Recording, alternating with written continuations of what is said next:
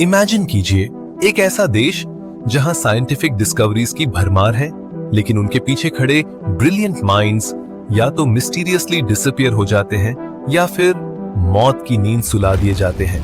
क्या ये सिर्फ एक कोइंसिडेंस है या कोई डीप रूटेड कॉन्स्पिरेसी जो सिस्टमैटिकली भारत के टॉप साइंटिस्ट्स को एलिमिनेट कर रही है? वो लेजेंड्स जिन्होंने हमें स्पेस दिया, न्यूक्लियर पावर कैपेबिलिटी दी और दुनिया को क्वांटम थ्योरी समझाई, उन्हीं की डेड बॉडीज कभी होटल रूम्स में मिली, कभी रेलवे ट्रैक्स पर, और कुछ तो ऐसे थे जो बस गायब हो गए बिना कोई ट्रेस छोड़े। ट्रस्ट मी, इस वीडियो को आप स्किप नहीं कर पाएंगे क्योंकि अगले कुछ मिनटों में आप सुनेंगे ऐसे 5 इंडियन साइंटिस्ट्स की ट्रू स्टोरीज जिनकी मिस्टीरियस डेथ आज भी फाइल्स में दबा दी गई हैं, लेकिन हमारे जहन में जिंदा है। तो चलिए शुरू करते हैं। भारत को न्यूक्लियर पावर बनाने वाले साइंटिस्ट डॉक्टर होमी जहांगीर भाभा, एक ऐसा नाम जिसने भाभा एटॉमिक रिसर्च सेंटर की नींव रखी और देश को न्यूक्लियर पावर बनने के रास्ते पर डाल दिया। लेकिन 24 जनवरी 1900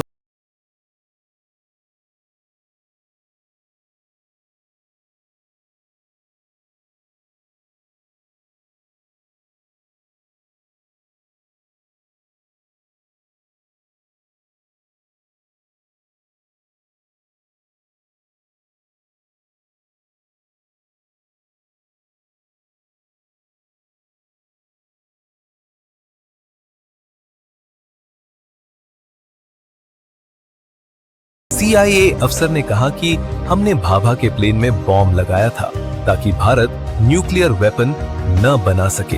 उनका कहना था, We had to stop India and killing Bhabha was necessary। अब सोचिए, क्या ये महज संयोग था कि डॉक्टर भाभा की मौत के बाद भारत का न्यूक्लियर प्रोग्राम कई सालों तक धीमा पड़ गया? इस हादसे के पहले भी भाभा ने ऑल इंडिया रेडियो पर कहा था, हम 5 साल में न्यूक्लियर बम बना सकते हैं अगर सरकार चाहे। क्या ये बयान उनकी मौत की वजह बना? डॉक्टर भाभा के निधन से 1 महीने पहले ही प्रधानमंत्री लाल बहादुर शास्त्री की भी ताशकंद में मिस्टीरियस मौत हुई थी। दोनों की अचानक मौत ने उस दौर में दुनिया भर की खुफिया एजेंसियों पर शक की नजरें डाली थीं। क्या भारत की बढ़ती साइंटिफिक और स्ट्रेटेजिक पावर को रोकना उस समय अमेरिका की फर्स्ट प्रायोरिटी बन गया था? डॉक्टर होमी भाभा की मौत के रहस्य से जुड़ी यह कहानी आज भी सुलझी नहीं है। क्या वो हादसा था या भारत की न्यूक्लियर ताकत को कुचलने की एक साजिश? जब भाभा ने कॉस्मिक किरणों पर रिसर्च की थी, तब एक नई फिजिकल प्रोसेस खोजी गई जिसे भाभा स्कैटरिंग कहा जाता है। ये टॉपिक आज भी क्वांटम फिजिक्स में पढ़ाया जाता है। अल्बर्ट आइंस्टीन ने डॉक्टर भाभा की तारीफ की थी। होमी भाभा जब यूरोप में पढ़ाई कर रहे थे, तब उनकी रिसर्च को देखकर आइंस्टीन खुद अफेक्ट हुए थे और उन्होंने कहा था, India has a mind that will change it's destiny. दूसरे नंबर पे हैं विक्रम साराभाई। इंडिया जब आज चांद और मंगल तक पहुंच चुका है, तो उसके पीछे जिन ग्रेट साइंटिस्ट्स का हाथ है, उनमें सबसे ऊपर नाम आता है डॉक्टर विक्रम साराभाई का। उन्हें father of Indian space program कहा जाता है। लेकिन क्या आप जानते हैं, उनकी डेथ एक मिस्टीरियस इवेंट थी जिसे आज भी कई लोग एक साजिश मानते हैं। डॉक्टर विक्रम साराभाई का जन्म अहमदाबाद में हुआ था। उन्होंने क्वांटम फिजिक्स में रिसर्च किया और अपनी पूरी लाइफ इंडिया को साइंस फील्ड में सेल्फ रिलायंस बनाने के लिए दांव पर लगा दी। 1969 में उन्होंने ISRO की फाउंडेशन रखी और भारत को स्पेस साइंस में सेल्फ रिलायंस बनाने का सपना देखा। उनके लीडरशिप में भारत ने पहला सैटेलाइट आर्यभट्ट लॉन्च किया और उन्होंने सैटेलाइट कम्युनिकेशन के जरिए टेलीविजन के एक्सपेंशन के लिए भी काम किया। डॉक्टर साराभाई ने भारत के न्यूक्लियर और स्पेस प्रोग्राम को वेस्टर्न कंट्रीज की डिपेंडेंसी से इंडिपेंडेंट करने की दिशा में काम किया। भारत के न्यूक्लियर टेस्ट स्माइलिंग बुद्धा की फाउंडेशन रखी और दुनिया के सबसे सस्ते स्पेस प्रोग्राम का हिस्सा बनने की दिशा में कई इंपॉर्टेंट स्टेप्स उठाए। 30 दिसंबर 1971 को केरल में एक प्रोग्राम के बाद डॉक्टर साराभाई कोवलम के एक गेस्ट हाउस में ठहरे थे। अगली सुबह उन्हें हार्ट अटैक आया और उनकी डेथ हो गई। लेकिन क्या यह वाकई हार्ट अटैक ही था? कई रिपोर्ट्स के अकॉर्डिंग डॉ साराभाई के काम से CIA को शक था। उनकी डेथ के बाद कोई पोस्टमार्टम नहीं कराया गया और ऑफिशियल रिपोर्ट में यह कहा गया कि उनकी मौत हार्ट अटैक से हुई। कुछ लोग मानते हैं कि उन्हें स्लो पॉइजनिंग किया गया था। तो सवाल ये उठता है, क्या उनकी मौत एक कोइंसिडेंस थी या फिर उनके इंपॉर्टेंट वर्क के चलते कुछ पावरफुल लोगों ने उनकी जान ली? आज भी इस केस में कोई कॉन्क्रीट इन्वेस्टिगेशन रिपोर्ट सामने नहीं आई है, लेकिन यह डेफिनेटली कहा जा सकता है कि डॉक्टर साराभाई का कंट्रीब्यूशन इंडिया के साइंटिफिक सेल्फ रिलायंस और स्पेस प्रोग्राम्स में इनकॉम्परेबल था। तीसरे नंबर पे हैं डॉक्टर राजा रामन्ना, एक शांत सा इंसान जिसकी आवाज में साज थी और जहन में विज्ञान का तूफान, जिसने भारत को दुनिया के न्यूक्लियर मैप पर खड़ा किया। पर वो खुद कब, कैसे और क्यों खामोश हो गया, ये सवाल आज भी हवा में तैरता है।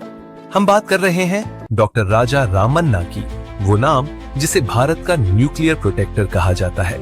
एक वायलिन बजाने वाला साइंटिस्ट जिसने पोखरण की तपती रेत के नीचे वो आग छुपाई जिसने भारत को हमेशा के लिए बदल दिया। 1974 का न्यूक्लियर टेस्ट स्माइलिंग बुद्धा अगर भारत की ताकत की पहली मुस्कान था तो उसके पीछे खड़ा चेहरा था डॉक्टर रामन्ना का। लेकिन जो कहानी सबको दिखाई गई, क्या उसके पीछे कुछ छुपाया गया? 2004 में बेंगलुरु में एक इंटरनेशनल सेमिनार होने वाला था। रामन्ना उसमें बोलने वाले थे, लेकिन सेमिनार शुरू होने से पहले ही खबर आई डॉक्टर रामन्ना नहीं रहे। कारण बताया गया हार्ट अटैक। कोई पोस्टमार्टम नहीं, कोई जांच नहीं। एक नेशनल जेम्स जो भारत की न्यूक्लियर बैकबोन था, अचानक चला गया। लेकिन इस मौत को लेकर सवाल उठते हैं, क्यों? क्योंकि इससे पहले भी कई भारतीय साइंटिस्ट, खासकर न्यूक्लियर और स्पेस प्रोजेक्ट से जुड़े मिस्टीरियस डेथ का शिकार हो चुके थे।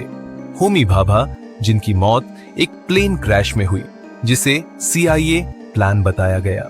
ISRO के वैज्ञानिक सन 2000 के बाद संदिग्ध आत्महत्याएं कर चुके थे, और अब रामन्ना, जिनके पास भारत के न्यूक्लियर मिस्ट्री की चाबी थी।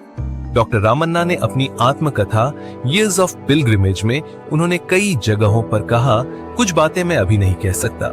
ये लाइन ही काफी है ये सोचने के लिए कि क्या कुछ ऐसा था जो वो बताना चाहते थे। आपको क्या लगता है, एक साइंटिस्ट जो वायलिन बजाते हुए साइंस की डेफिनेशन बदलता है, वो चुपचाप चला जाता है बिना किसी जवाब के? क्या ऐसा पॉसिबल है? एक समय ऐसा भी आया जब उन्हें अमेरिकी खुफिया एजेंसी CIA की तरफ से ऑफर मिला भारत के न्यूक्लियर प्रोग्राम की जानकारी साझा करने के बदले में अमेरिका में ऊंचा पद और लाइफ टाइम की सिक्योरिटी। लेकिन उन्होंने साफ इनकार आकर दिया। भारत के प्रेसिडेंट बनने के ऑफर को ठुकरा दिया था।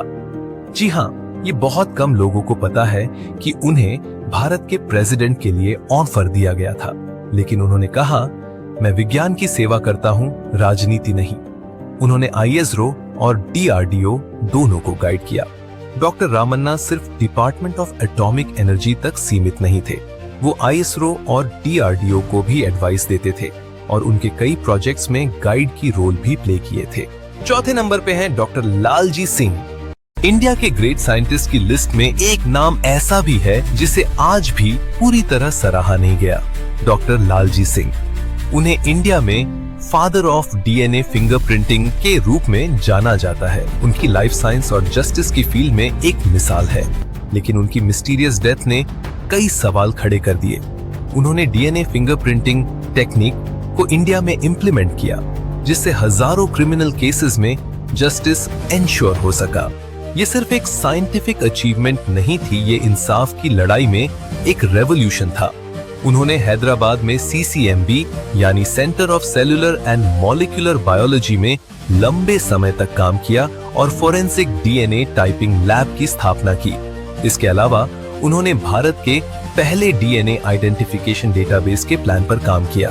रेप, मर्डर, किडनैपिंग जैसे सीरियस केसेस को DNA फिंगरप्रिंटिंग की हेल्प से सॉल्व कराया। डॉक्टर सिंह को 2004 में पद्मश्री से सम्मानित किया गया।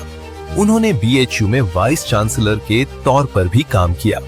वो जीनोम सेवियर ऑफ इंडिया के रूप में भी पहचाने जाते हैं, लेकिन उनकी मौत उतनी ही मिस्टीरियस रही जितनी कि उनकी साइंटिफिक लाइफ एक्स्ट्रॉर्डिनरी थी। 10 दिसंबर 2017 को बनारस जाते समय रास्ते में उनकी तबीयत अचानक बिगड़ गई।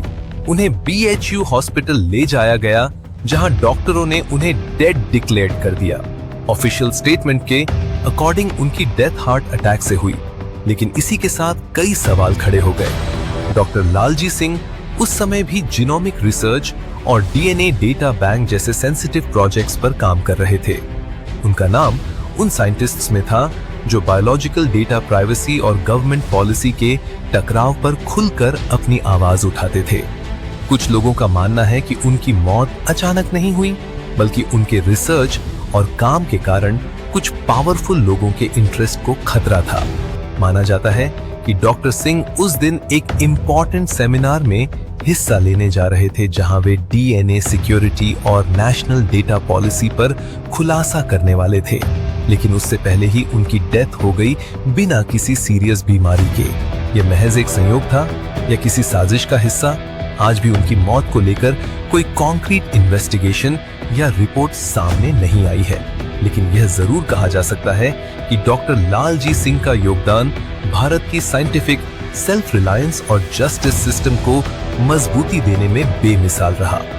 5वें नंबर पे है सत्येंद्र नाथ बोस, एक सिंपल लुकिंग इंसान जिसके माइंड में यूनिवर्स के सबसे गहरे रहस्य गूंजते थे। नाम था सत्येंद्र नाथ बोस। फिजिक्स की दुनिया आज भी उन्हें बोसॉन जैसे वर्ड से रिस्पेक्ट देती है, लेकिन क्या आपने कभी सोचा है कि जिसकी खोज पर आइंस्टीन ने मोहर लगाई, वो इंसान आज भी दुनिया के लिए एक साइड कैरेक्टर क्यों बना हुआ है?